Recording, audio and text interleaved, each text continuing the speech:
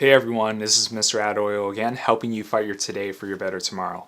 And in this video, we're going to wrap it up with the how to prepare for a software developer interview with the last section, which is talking about questions that you should prepare for a real live interview, and also questions questions that you should prepare that you might be asked by your interviewer. And we'll be talking about that coming up next. So we already talked about in the previous videos how to prepare in terms of doing great research on the company, the role, the product, competitors, stuff like that. And then in the second video of the series, we talked about having a good cheat sheet for yourself, like having a good elevator pitch, having a good technical know-how pitch, and even having a cheat sheet about data structures and algorithms and the pros and cons in terms of space-time and space-time complexity. And in this video, we're going to be talking about questions that you should prepare that you will definitely be asked, and also questions that you should prepare when you want to ask the interviewer. So the first thing that you want to prepare for any live interview would be 3 top questions that you want to ask based on the research that you've done. Like, this could be questions that derive from when you're doing your initial set of research, you just couldn't find that pieces of information. That could be specific company goals, or it could be reasons of why they're hiring in the first place, or of recent company news, and then you ask deeper questions on top of that. And those are like that you can just basically prepare 3 questions, and then having these questions prepared will basically communicate to your interviewer that you're really engaged and you did your homework and you're really prepared for that interview. One common question that they'll ask will be like, why this company or why this opportunity? And the best way you can respond to that is in 3 folds, right? Using the structure. First, you want to talk about the company, and then you can pull information based on the company research, the product research that you've done previously, and just insert things that you found. Second, you want to talk about tie it back to your 1 to 2 minute elevator pitch, right? You want to talk about your relevant work experience and how that complements the role that you're applying for. And lastly, you want to emphasize and talk about the passion that you have for this role, the product, or the space. And continue on that, another question they might ask is like, why are you a good fit for this role? And then the framework you want to use when you're responding to this question is, first you want to talk about yourself. Like, why, if this was like a software developer interview, you can talk about why you would be a great software developer for this role that you're applying for. Second, you can talk about your interests, your specific interests and passion for that particular product, industry, or space.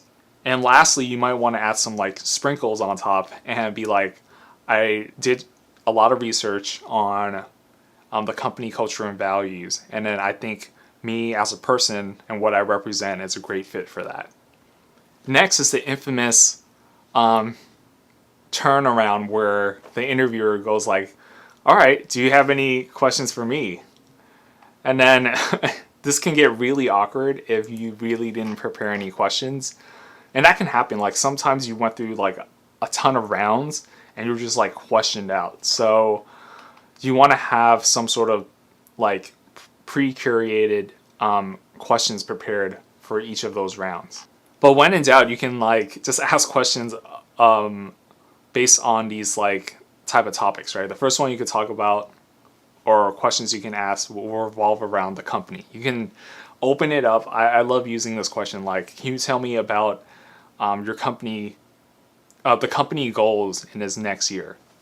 This is a great question because it makes them they have to like talk about their company and their understanding of the company goal, and then they usually bring up one to 3 points. And then because they gave you that much information, you can start basically improvising and formulating your next follow-up question based on the information that they presented. Another important thing that you might want to ask is, well, this relates to company, right? It would be like the leadership team. Like if you did like thorough research and realized that there was like most of the old leaders are gone and there's a new set of leaders, you might want to probe deeper into that and have a stronger understanding of the reasoning behind its decision making, right?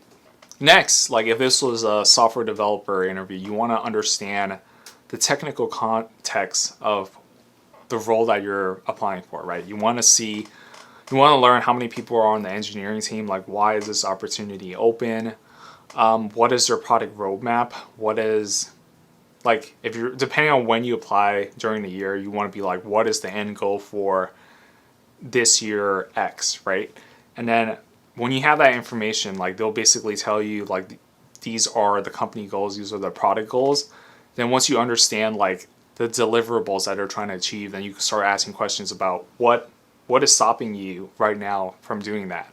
And then this will be an opportunity to learn more about whether this company has a lot of technical debt. And that can come in the form of like they need to do a lot of refactoring. Maybe they're moving away from legacy code and trying to implement newer modern technologies or stuff like that. But you want to understand what you're getting yourself into. Another area that you might want to talk about or ask questions about will be team dynamics. You want to learn, how many people are on the engineering teams, like what's the allocation, like how many front-end developers, how many back-end developers, full stack, mobile. You want to understand the composition of the engineering team and how your role will fit in that bigger circle and how that would affect the team dynamics. You can ask questions about like what are the top 3 struggles that the engineering team has faced in the past quarter or 2 quarters. And then you can also ask another question like what are the top 3 accomplishments that the engineering team did in the last 2 quarters. When you ask these like two extreme type of questions, one on the good side and one on the bad side, it gives you a full spectrum, a good spectrum view of what's happening on that in the engineering team and the team overall. Next, you want to ask questions about performance, specifically how you are tracked, right? Like what are your KPIs, what are your metrics for success? And then you can allow the hiring manager or whoever is involved to talk a little bit more about how, if there was a hiring manager, they'll directly talk about like these are the KPIs that you need to aim for. And you want to ask this question because you want to be locked on and one-on-one when it comes to expectations for what you need to deliver. When you ask this question, it really is a great opportunity to unearth maybe hidden things that are involved with this role that you might not want to do. Or it can uncover other exciting things that are associated with this role that you might, that you really want to do. And then you can leverage that and be like, oh, I really enjoy doing that type of work, and that can give you more brownie points with your hiring manager. You might want to ask questions about like work-life balance there as a software engineer, right? You want to ask really hard questions about whether it's just a 9-to-5 job or if it's much longer than that. Like some software engineers, they have like on-call duties where they're in charge of like being the go-to person to make sure that their site, their app is up and running. So they'll be on call and you can be called, in the middle of the night when you're sleeping, stuff like that. So you want to be prepared about that. Next, you also want to talk about, based on your research, you want to talk about learning about more context into like why there might be a high turnover in a particular role or why a lot of people are leaving, because that'll give you more context in how a similar situation might happen to you if you were to join a company. And lastly, and probably the most important thing that you want to ask, especially if it's your hiring manager, you gotta be, the way you ask it, you have to kind of finesse it really well, but I'll just talk about it, these questions that you want to ask in black and white, but when it comes to your own execution, like try to finesse it much better. You want to ask questions to your manager, like how did they lead a team previously when their team was struggling, like how did they help them out? And especially like ask them this hard question, like when they saw that an individual in their team was struggling a lot, like how did they approach it? Was it firing them, or was it like putting them on a performance improvement plan?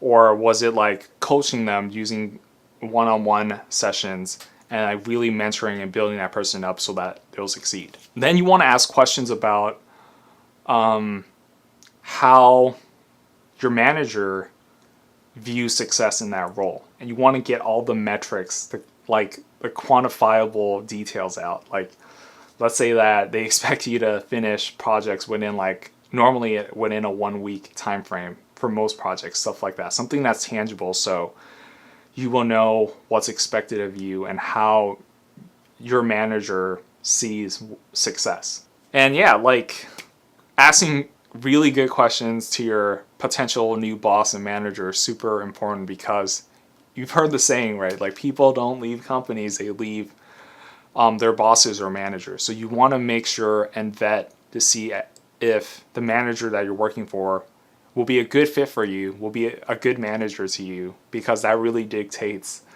your future career. And that's all I have for this video. So that basically wraps up the series on how to prepare for a software developer interview. So we went through, there's like 3 videos in this series. We went through how to prepare on the research level, the company, how to prepare for yourself, your pitch, your technology know-hows. And then lastly, in this video, we talked about how to prepare for the actual interview process, right? Like what questions you should prepare in advance and what questions you should prepare to ask the interviewer.